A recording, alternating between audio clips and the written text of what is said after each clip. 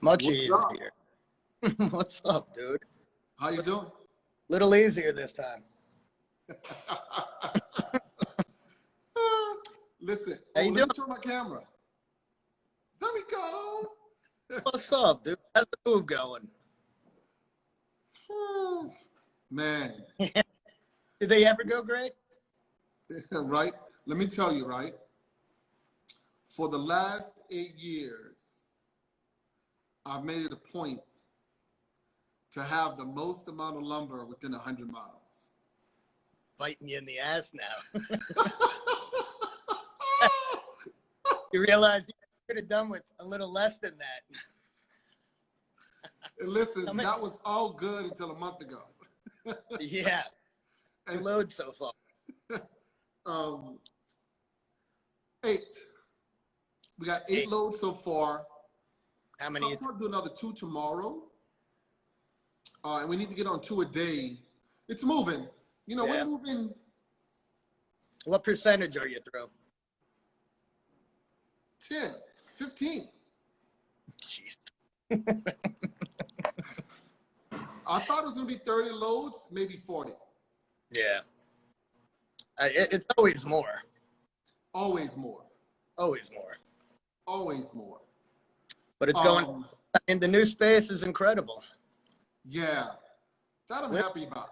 I actually, last weekend, I slept there in my van. Oh, yeah? Now, Got to get you a nice time being. Say it again? We got to get you a nice tent for the time being. No, Mike, that's the only regret I have. What's is that? I should have did it properly. I should have had a tent. Should have used some of that lumber to build a cabin. That sounds like work, man. Ourselves. Yeah, so that's my only real regret is I should have got a tent. I should have set it up. You know, I should have made it more comfortable and more nice. Yeah. Don't make it more painful than it needs to be. Exactly. So I'm going to do that this weekend. There you go. While the weather's... Yeah, right, because we won't be able to do it much longer. And the way I figured it is, it's better for me to settle there and wake up and get straight to work. Yeah. Do that Friday night, Saturday night, and Sunday come back. Then you get a full day. Yeah. Yep. Yeah, man. So other than that, you know, it's just a lot. And having to stack everything in the bays where it's supposed to go. Oh, yeah. It's a lot too. Oh, yeah. You get None of it's easy, man. You get the kiln set up? The kiln I'm working on, the electrician came out, gave me a price of $1,500 to hook everything up with me digging the trench. And, you know, just waiting on the money. as always. Happen when the money's there. Right. So, tell us who you are. Give us your name of your company, where you're located, and then we get into the questions, and then we'll talk about Ingrain. Sounds good, man. Mike Rupert, owner of Endegrain Furniture, design, build company. We do custom fabrication, woodwork, metalwork, everything in-house. Like you, got a couple sawmills, Miller Lumber. So that's the company. I've had it for about 10 years now. Started from a 2-car garage. Hold it. Let's get into the questions, then we'll get back to that. Okay. What you drinking? Water. I was actually working today. What are you working on? We got a bunch of stuff now, thank God. All my guys are actually in Long Island City now. On an install of that hotel job we've been working on for the past 8 months, finally getting around to finishing it up. So that's a big steel job, about 140 linear feet, going on a rooftop of a hotel, all bifold so they can open it up. So that's a big one, but Going good. And you know the weather yesterday, they were up on the roof welding. Couple little. Always. Yeah. Always. But today was nice. No, zaps a little. Yes. That we got a couple restaurant projects that we're finishing up. That was put on hold with COVID. So kind of wrapping them up. They're hoping to open sometime soon. So All right. luckily they're still paying, wanting it. So Yes. Yeah. And you know, the typical residential projects we're always working on. Okay, cool. All right, so let's get into the questions. Yeah. What do you got?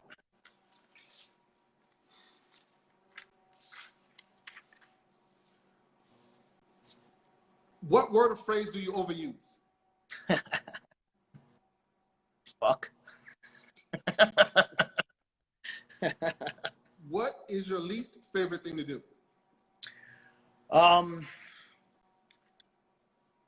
My least favorite thing to do now? Oof.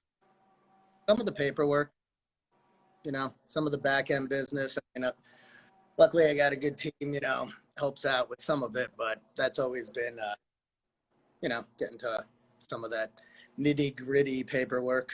So you have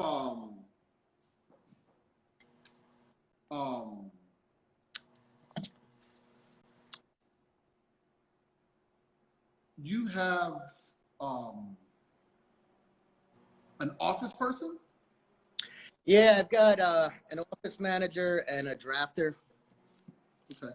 So that was one thing I always loved doing was the drawings, but it was eating up too much of my time. So. Yeah, some things you just can't, you just got to pass on to the next person. No, I mean, I think that's all this has been is a series of realizing what you want to do, what you can't do anymore, but you got to pass off. So. Yeah, realizing how much you cannot do. Yeah. Quite a bit at this. Yeah, because we want to do it all. Oh, no. I mean, total micromanager, perfectionist, you know. So, but luckily I got a good team now, can not be over their shoulders the whole time. They're getting it done. Good for you. You know how tough that is. Yeah. Yeah. What is your most favorite thing to do? I like the design process. I like the design and I love seeing it complete. You know, I think the whole build process, it's so tense and analyzing and overanalyzing, and it's on the bench and all these different iterations, and sometimes things are changing. And so that initial concept and that, you know, kind of excitement over kind of doing something cool and then seeing it actually come to life and getting the check. Yes. I take it all back, getting the check. Yes. Yes. Because you absolutely, you do something like, wow, this is great. But if you don't get paid for it, it ain't that great. Then it's taking up space. Then it's costing money. Yes. So, out the door. What is the one thing your significant other would like to change about you? My overwork. I mean, where do I start with that? We don't have time for that, right? I'm a workaholic, you know, and you know, in the nature of this business, there's never enough hours in the day, and so always, you know, putting the emphasis on the business, but Unfortunately, you have to. I mean, there's no two ways about it. It's how we eat. To meet deadlines, there's a lot of money involved, and you got to keep the lights on, keep everybody paid, greasing the wheels. So it's a nonstop. And you know, when you're building stuff from scratch, it's you're doing the playbook. So yeah, a lot that goes into it, but preaching to the choir there. Yeah. What makes you tick? What makes me tick? I mean, I love what I do. I can't believe what I do. That is what makes me tick. The fact that this has been a lifelong passion and it turned into a viable business, and seeing its growth constantly, that's what makes me tick. You know, as the business started to grow and, you know, you're hiring more people and you're doing less of the hands-on stuff, it used to frustrate the shit out of me because, you know, I wanted to do that part, or, you know, nobody can do that. I needed to do it. And it's like, as you let go of it, I started to, you know, treat the business like a piece of furniture, you know, like put that same kind of passion and creativity and tinkering with it. My way of tricking myself. What Yeah. irks you? Go ahead. Yeah, that's what makes me tick. What irks you the most? I mean, life or business? Life. These are life questions. Yeah, I mean, life, it's people who don't, I mean, from what I see, and just because most of my life is based around my business, it's that lack of like pride or just, you know, like work ethic. I don't, that's what irks me the most about, like, whether in life or just people working for me. If you don't, like, if you're passionate about it and want to do top quality, and, you know, like, I just, I never got that to do something, you know, half-assed, you know. Big pet peeve. Right. What sound makes you happiest? Ocean. So you have a house on your ocean. You're a water guy. You have a house on the ocean. Yeah. I got a beach house down in Long Beach Island, New Jersey. Do you surf? I do. I used to a lot more before the business. But I definitely try to get out on the water whenever I can. How long have you been surfing? Since I was like 7, 8, maybe. Wow. Yeah. Always been on the water. It's tough around here in New Jersey, you know. It's cold most of the year, so, but. No, have you traveled to surf? Yeah. A lot in Central America, South America, you know, Puerto Rico. So you big time surfer? I mean, enthusiast, yes. I mean, I think it's the most relaxing, peaceful, best thing, you know. Everything goes away when you're just out there. So it has to. Otherwise you're over you. Yeah, so, I mean, it unfortunately, you know, it's fewer and far between nowadays, but I definitely make an effort to go as much as possible. All right, cool. What sound bothers you? Sound? Oof. I don't know, like, I think I'm going so, not too many sounds bother me. What profession other than your own would you like to try? Oof. God, I don't even know. I would love to rent surfboards out in Costa Rica. That sounds nice. That does sound nice. Yeah. Taking it easy. I could get into that. What would you like on your tombstone? Oof. I don't know if I want to be buried, but good guy, hard worker. Right. Nice to dogs. That's right. You're a dog lover. Friend of dogs. Yeah. You a year ago you lost a dog, right? Oof. Yeah, Peggy. That was how long were you with her? She was 9, almost 10, and she was, from time I got her, 24/7 with me in the shop. So she was my shadow. That was a tough one. Now I got a new one who is not Peggy. He's cute. He'll get there, but I forgot the puppy face. Yes. You got to start him young for them to stick around. Yeah. He's getting the same routine, you know, shop 24/7, so he'll get there. Right. Maybe a little slower though. What is it about your personality that drives your business? I like to think that I'm pretty even-tempered. So I think anyone who ends up coming to work here, I don't know. You hear so many people come from like abusive shop stories.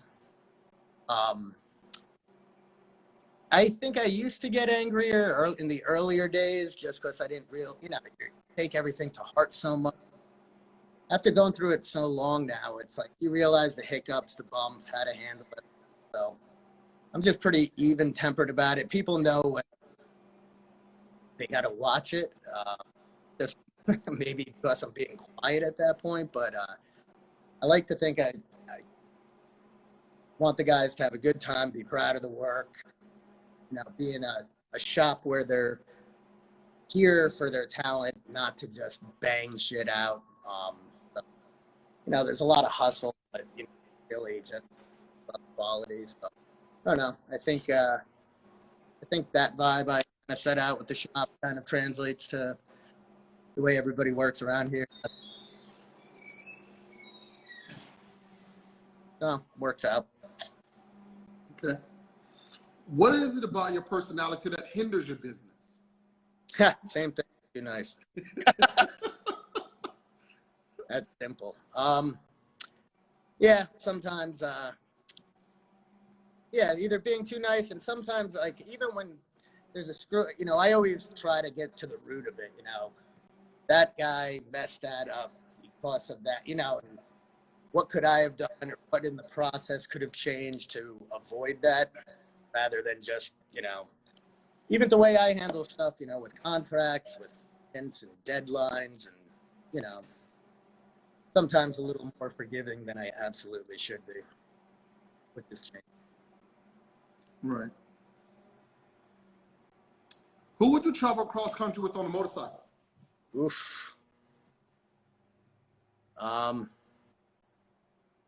Guess would have to be my girl. Have you ridden a motorcycle before? I've ridden a motorcycle. I've never had one. I've ridden other people's. It's funny. I don't know if I'd get on one. I bought an electronic bike in the beginning of the summer and almost had a collision with a car. Went over, road rash, head to toe, broke my toe. I mean, that was 20 miles an hour. Granted, no helmet, no shirt, flip flops, but. So you're on an electric bike, no helmet, no shirt. Still a bicycle. Those things go fast. Yeah, they do. So they go fast. I don't think a motorcycle's anywhere near in my future. You came close enough, right? For me nowadays. What was your favorite concert? Oh, Morphine. Easy. An old band, the lead singer died on stage in like 2002. I wasn't there for that show, but great band. If anyone hasn't heard them, they should look them up. Very slow rock, good lyrics. Morphine. Yes. Look them up. And how did the lead die on stage?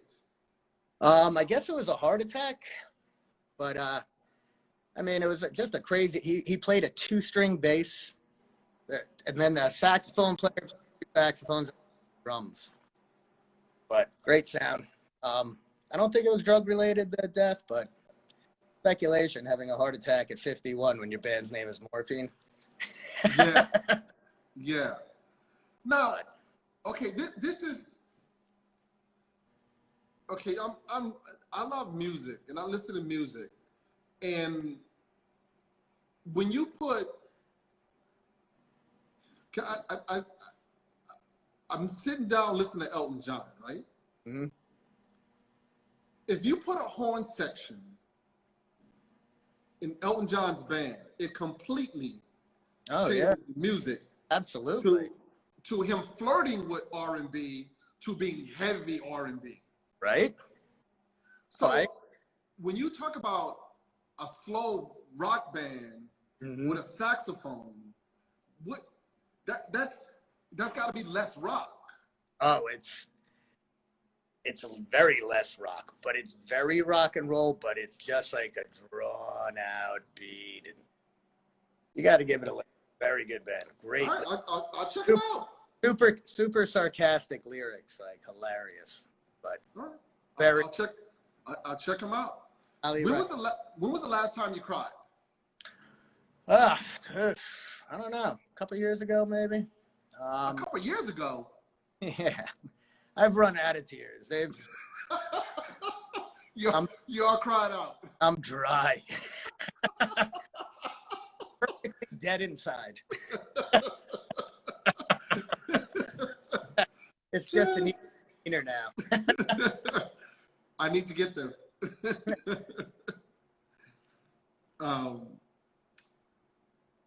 What impact do you want to leave on the industry?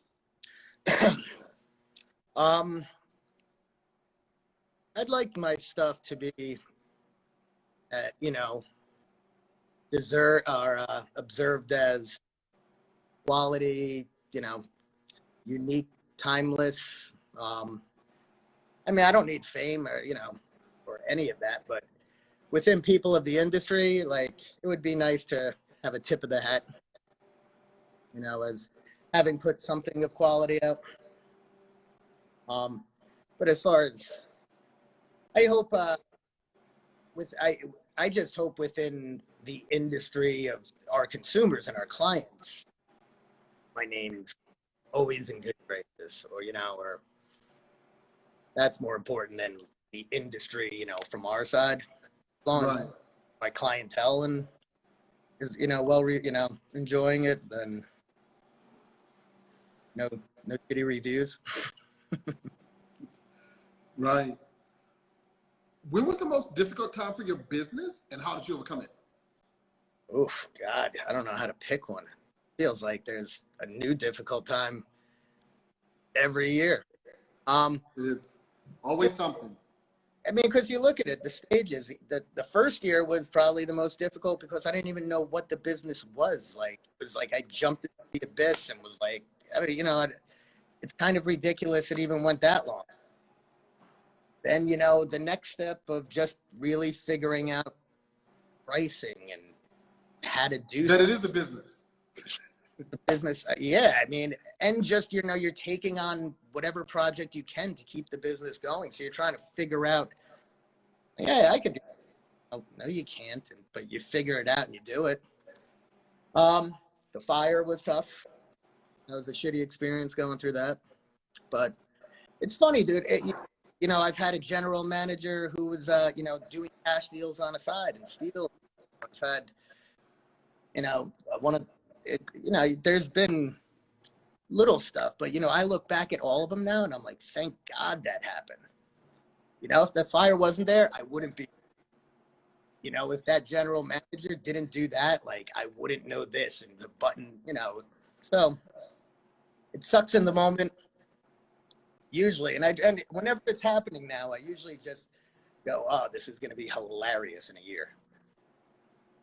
But for the time being, take the kick in the balls. And keep moving. That's it. What other option? Yeah. Do you have any black friends? Yeah, absolutely. One, dude, you. No, absolutely. Do you often see people of color in your industry? No, I mean, I've got a black guy working for me. And he's like, dude, I consider him like, a second father now. Like, best guy. Yep, I met him, good dude. But not enough, no. Yep, and that's something we talked about and talked about collaborating to bring more people in the industry of color. It's not easy. No. Because there has to be training, there has to be opportunity, and there has to be access to opportunities, and that's not always given. Yeah. So you kind of have to almost invest. Absolutely. And when you do, it doesn't mean it's going to work out. Not at all. Because crap comes in all colors. Yeah. Put a lot of money behind that investment, and you know how it is. But what other options are there? That's what, we were talking about, is trying to get them earlier, especially nowadays, where you look at what college tuition are. 70 grand a year to come out in a competitive field, less of a job market, 300 grand of debt. Yeah, to do what? To do what? Something that most of them aren't even passionate about. Something. I got a business degree. I mean, like, but if they're, it's a shame because there's not as many, shops in the schools anymore, the woodworking classes where it's not going to be for everyone, but you could tell the kids that have that spark. I twice a year have the kids from the one high school come over here that do still have a program and show them around. And every time it's like 20, 25 kids. And you could tell the one or two that are just asking questions and this and that. Most of the other kids are like, how much you get for that table? And I just started throwing out the most. I was like, 500 grand. Just to be, hey, I'm going to start doing this. That'll do it. That'll get some kids interested. Got to light a fire somehow. Yeah. Got to make it sexy.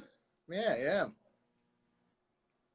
Who would you most like to have a conversation with? Dead or alive?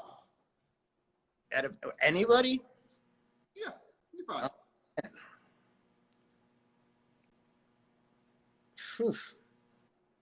Right now, I'm just trying to think of the funniest person I'd want to sit down with because I just want to laugh again. Like tonight, finally, I don't know if you know the comedian Bill Burr.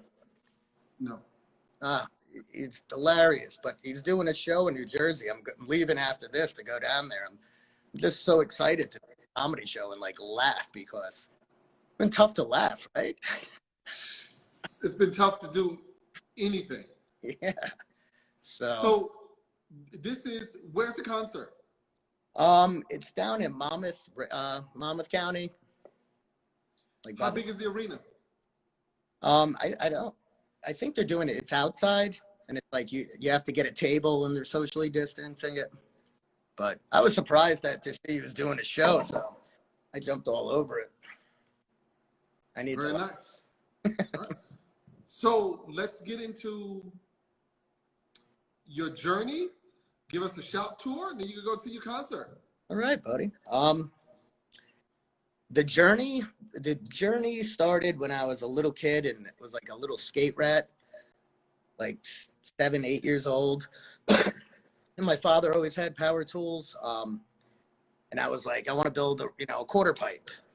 And he's like, there's some wood, there's a circular saw. And like, there's pictures of me, like 7, like I'm doing the radius. And I remember building the first quarter pipe and I was, this is amazing. It's like, I just built something that I had so much fun on. And then it like turned into bigger ramps. Like, and this was all till I was like 12 years old, like bigger ramps. Then it started like, I took a wood, there was a woodworking shop and the teacher was great. And then I just started tinkering around with stuff. And then right after college, graduated, living in all these small, weird apartments. So I would go and build stuff for my place. I couldn't afford anything. Everything a bit weird, so I just built stuff for myself. And then it started to get more and more serious. And at the time, I was working for the NFL in the creative department. And what were you doing for the NFL? I was a production manager, so in the creative team, like everything that went on, logo design, all the ads and stuff.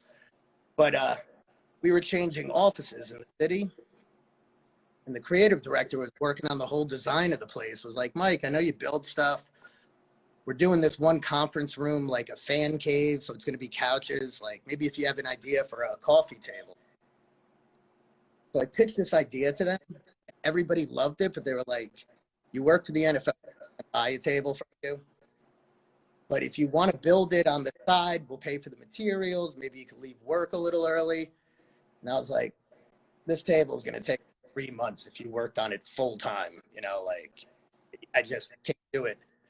And they were like, all right, we'll give you the 3 months, pay you your salary, go build the table. Go home and work on the table. And I was like, wait, so I'm a furniture maker for the NFL? Like, I couldn't, and it's a very corporate place. It's not like they're all the coolest people, like, yeah. So the fact that it happened was ridiculous. And it just so happened those 3 months, like, it made me realize, like, I could wake up and do this every day, 16 hours, like, you know, and started to get other little jobs while that was happening. So I finished the table, went back to the NFL. 2 weeks later, I gave my notice. And it's been this ever since. Wow. So they gave you 3 months to go find another career. And every day, when I came back, everyone knew it. They were like, but it was nice. They ended up moving that table up to the commissioner's office. I booked a replacement table for it. So, yeah, those were good projects. And that first table might have been the toughest thing I've ever built. Like, even if I built it now, it would probably take 3 months. Wow. Why was it so difficult? What materials did you use? I made it was like a graphic representation of a stadium. So I took a slab of walnut, cut it into 1/2 inch by 1/2 inch pieces, and then made a mold going down so it looked like bleachers down to the field. Is that where your pixelated idea came from? That's where it came from. That's how field stuff. That's how it happened. And that pixelated idea, I've been playing with that forever, but it's like always couldn't find a cost-effective way to really do it and where it's repeatable and doesn't have small parameters. Like we could do big, you know, big veneers of it. So it's only now that we're really starting to aggressively go after that, because it's always been like, I love it, but what a pain. And then, you know, like a little mess up, there's really no fixing. So the game of consequence of that one. Yeah. The pixelated walnut is sick. Thanks, man. Thank you. Okay, so Tweaking what Mother Nature did. So you left the NFL, you're doing your own thing, and where are you working out of? I was working out of a buddy's place in Brooklyn, and then ended up in Jersey in a little tiny place. And right after I quit, I found a spot in Fairfield, renting the back of some guy's shop. That was about 800 square feet, maybe 1,000. Was there for a couple of months. The shop next to it was available, like 1,500. Was there for a couple of years, then moved into a 5,000 square foot shop. That burnt down, so moved to the current shop, which is just about 11,000. Yeah, that's a pretty nice building. Yeah, no, we're very lucky to find it quickly after that. Great landlords, great spot, you know. So couldn't be happy. That's what I'm saying. Fire sucked, but definitely landed on a better foot with it. Yeah, beautiful, beautiful. So what do you feel are your biggest challenges in business now? One of the biggest challenges is always keeping the team, having the right guys. You always just want, you know, the best quality guys, and the work's always fluctuating. So, you know, being able to bring in certain guys specified in certain fields, you know, certain projects that are available, that, you know, that's always been tough. And right now we're doing a lot of pivots, you know, because commercial was a big part of the business. Obviously, I think that's going to be taking a little downward trend. Luckily, we picked up a couple of restaurants during all this because they figured if they were shut down, a good time to renovate. So we ended up doing 3 bars, bunch of stuff in there. And then, you know, we're just still doing a lot of the custom, a lot of work with interior designers, architects, design firms. But right now, trying to finish up is a showroom on getting our line of furniture in there, which is going to be a lot more of the pixelated stuff, the sculpted brass. So trying to get that all built for the showroom while we're getting all these other projects out.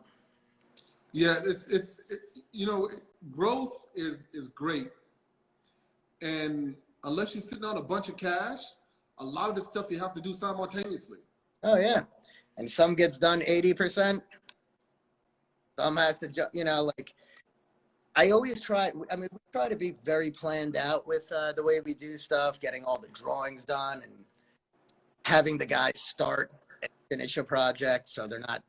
But you know, some things happen and you got to jump around. And I know that's one of the biggest pet peeve of you know, like everyone wants to stay focused, but everybody knows at the end, you know, sometimes you got to jump.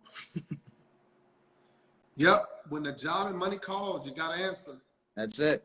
That's when the juggling starts. So, okay, you started out doing what you're doing, and then now you're doing you're branching out into doing build outs, doing a lot of metal work, doing fronts. How did that pick up so heavy? Was it? And I talked about this with Jared Rustin, and he was talking about he did a table for his buddy that had some machine legs on it. He goes, I'll never show that because when you show something, that's what people want you to do. Yeah. So is that how you got into the storefronts?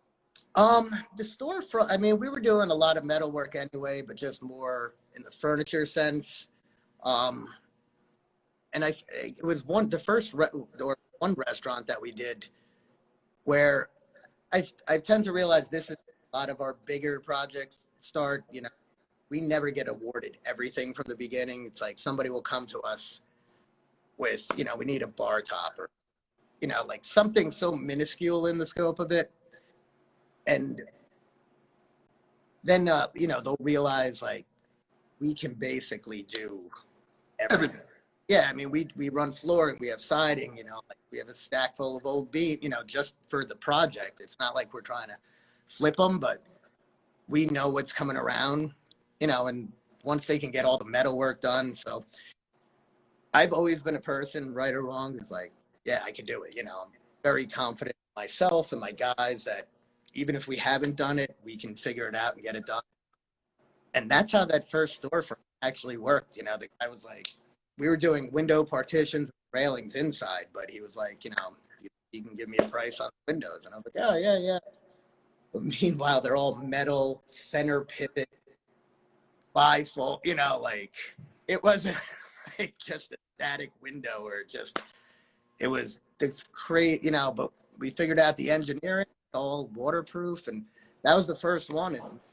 And we never really marketed it, but a lot of the business now is steel window partitions, doors, exterior windows.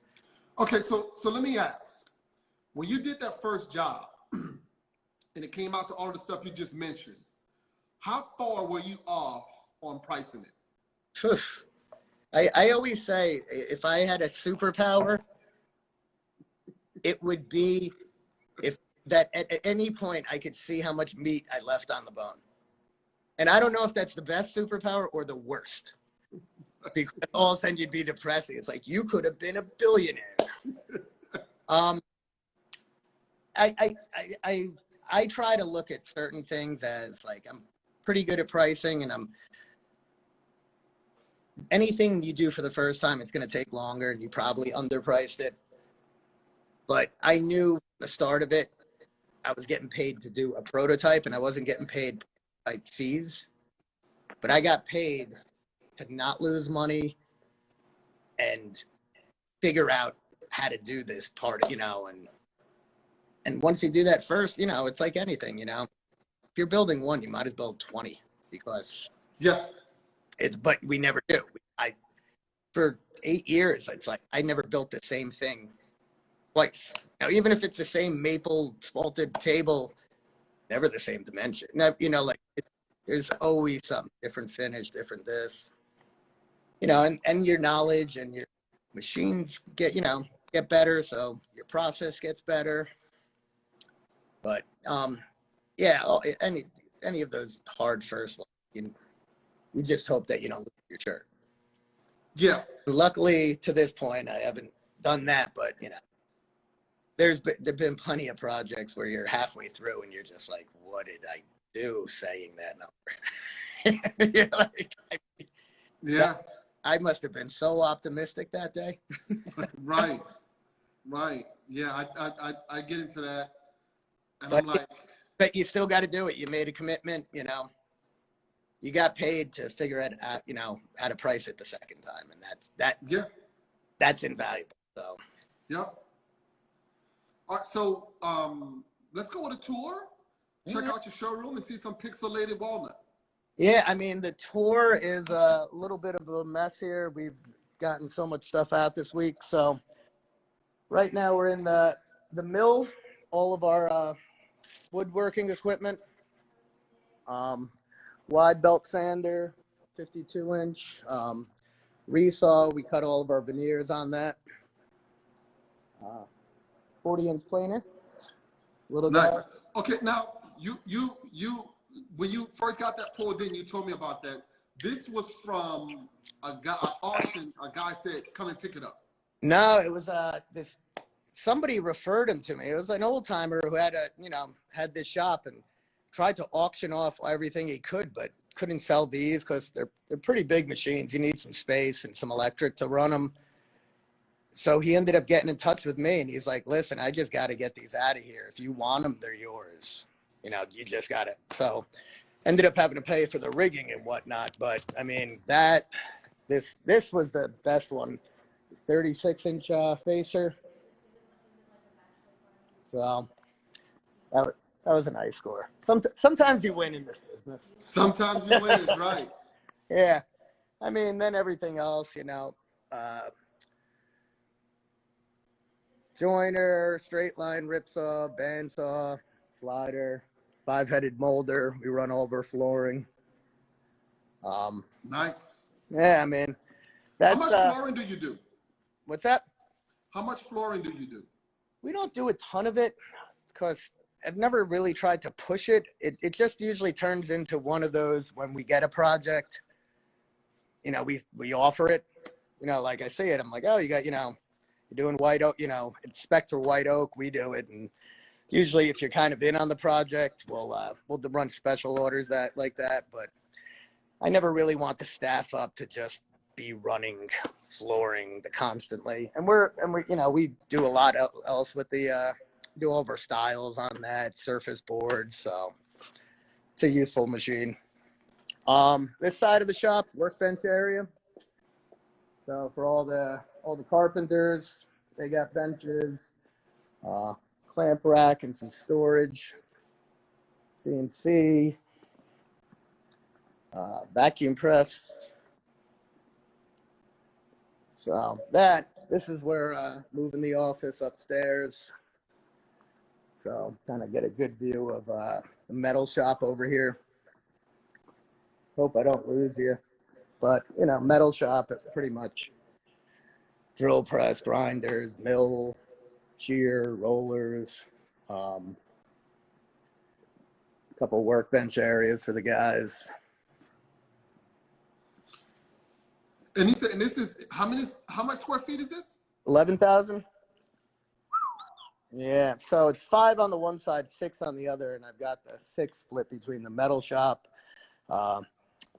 the assembly area, and then, you know, you just make use of space. I put my office above some pallet racks, so now underneath is a sanding booth area, and then double the horizontal surface area. Yep. You know, so steps up to there, and then our spray booth. And then, so we breaking up a little bit. Back the shipping container. Up to one of the bay doors by the finishing area. So we have another 320 square feet of just when projects get finished, come out of the spray booth, go in there, and hopefully don't get banged up. Very smart. Yeah, because, you know, once it's lying around, you're going to have to refinish it again. The shop is nowhere to leave finished furniture. No, get it out.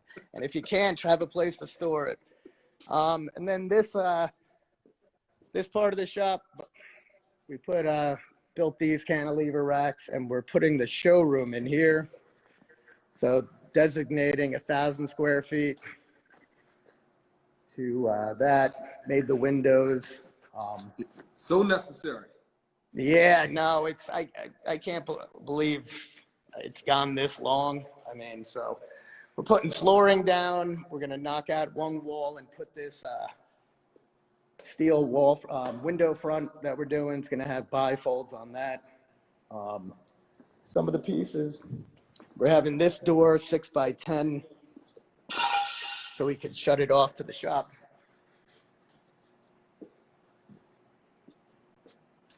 Can't close it now because it's in the way, but so hopefully make it a little dust-proof environment.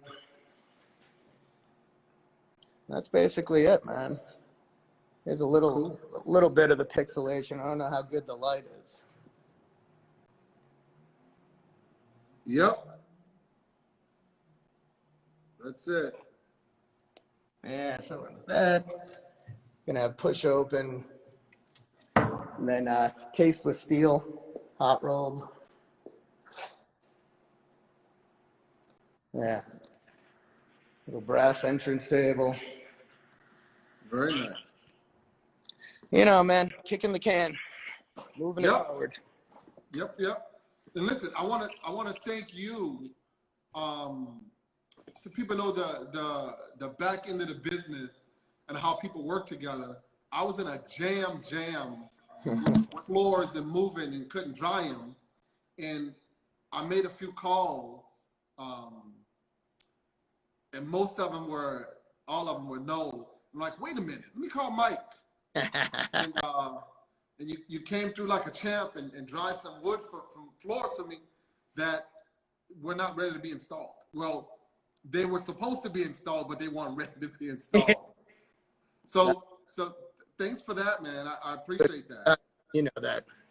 Anytime. And that's something that I think took me the longest to do, is to start working with other people. Because for the longest, I was just in a little bubble. You know, I did my own thing. I didn't really. Or you think, oh, well, they're a competitor, or, you know, like, there's enough business to go around for all of us, and all of us have strengths and weaknesses. You know, like, you got to help everybody out. Exactly. In business and in life. Yep. Because if you think about it, right? I mean, you could mention 8 to 10 of us. Oh, yeah. And in this area, we still can't cover what needs to get done. Most of the work still is imported, whether it's another country or another state. Absolutely. So there's definitely room. A little more, we could take all of it. It's a lot, man. I know it.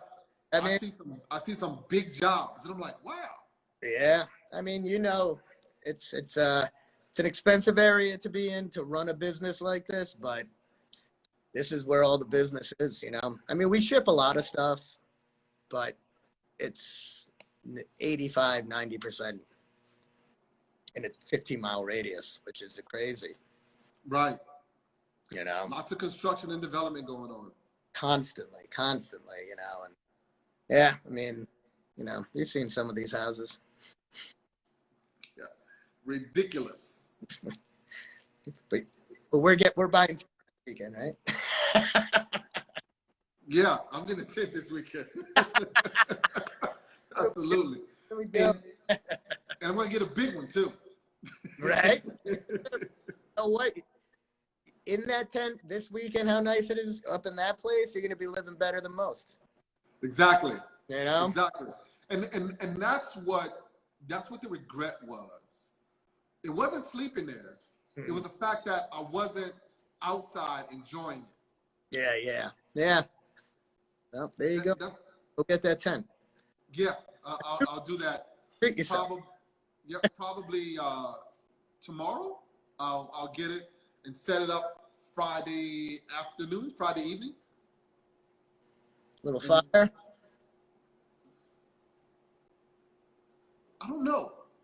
What? You can't light a fire there? I think I can. Oh, man. But where I'm gonna Your wood for the fire. where I'm gonna tent is a nice green grass area, and I don't want to put. Oh yeah, of course. A barrel. Yeah. Maybe I can raise it. That's what I was just thinking, man. You got the metal working for capabilities. Get something. Yeah. 4 leg. Yep. Little firebox. Yeah. That can happen. That can happen. I'm gonna make that for you. It's gonna be my gift for the new place. I need that by Friday. Forget about that kid. Right. So did I forget anything? We good? I think we covered it, man. I love talking to you. I could go on for hours, but I gotta go. I had a good time. Now I want to go laugh my balls off. Absolutely. And brother, thank you for your time, your inspiration. Keep hustling. I love you. And we were supposed to go sit down and have a drink. I know. So we got to do that. Yeah, we do. Once you're not busy and once I'm not busy. Yeah, we're gonna have to. That'll never happen. So we're gonna have to make it work. Yeah. Just like when we're in a crunch, we'll make it happen and see each other.